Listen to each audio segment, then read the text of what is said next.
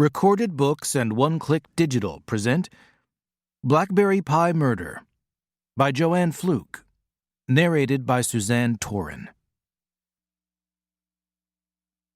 Chapter 1. And you actually believed Mother? Hannah Swenson stared at her sister in complete amazement. Well, yes. Andrea shifted slightly on her stool at the stainless steel work island in Hannah's industrial kitchen at the cookie jar. Let me get this straight. Hannah's youngest sister, Michelle, looked every bit as astounded as Hannah did. You trusted Mother when she promised not to interfere with the plans we're making for her wedding? Yes. I know it sounds stupid of me, but Mother said it in front of everyone at the table, and she seemed completely sincere. I'm sure she was sincere at the time, Hannah agreed, but sincerity isn't the issue here. Personality is. Mother's a Butinsky. That's the way she is, and she can't help it. Michelle nodded. All you have to do is look at her track record. Did you really believe she'd let us arrange everything and just show up for the ceremony? Well, no. Not when you put it that way.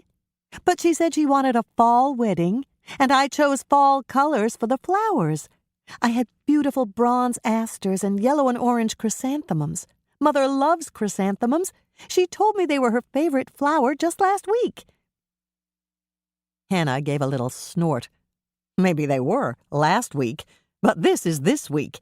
Why don't you try her out on roses? They come in all sorts of designer colors. Do you think she'll go for it? Andrea asked, but neither of her sisters replied. Instead, they simply stared at her in utter disbelief. Then, almost in tandem, they shook their heads. It took a moment, but Andrea started to laugh. You're right.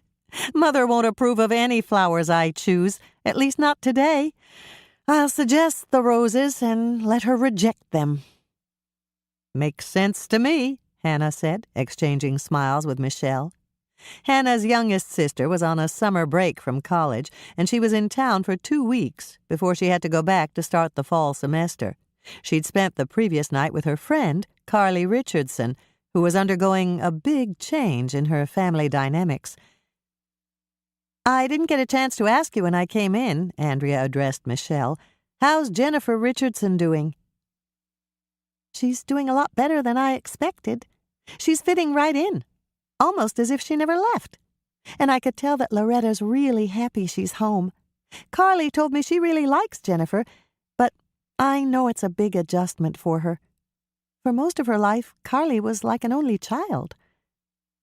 How old was Carly when Jennifer ran away? She was 4.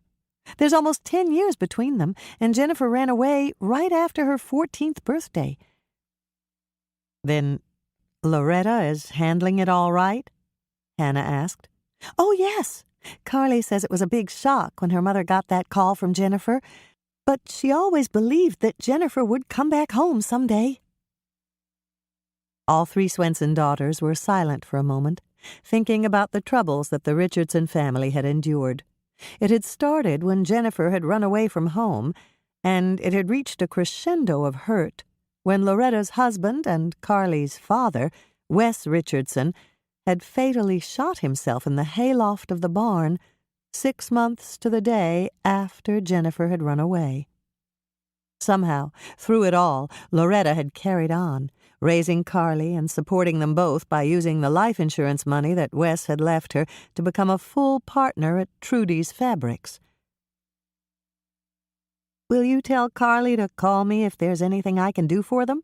Andrea asked Michelle. Sure, I'll tell Carly. The same goes for me, Hannah said.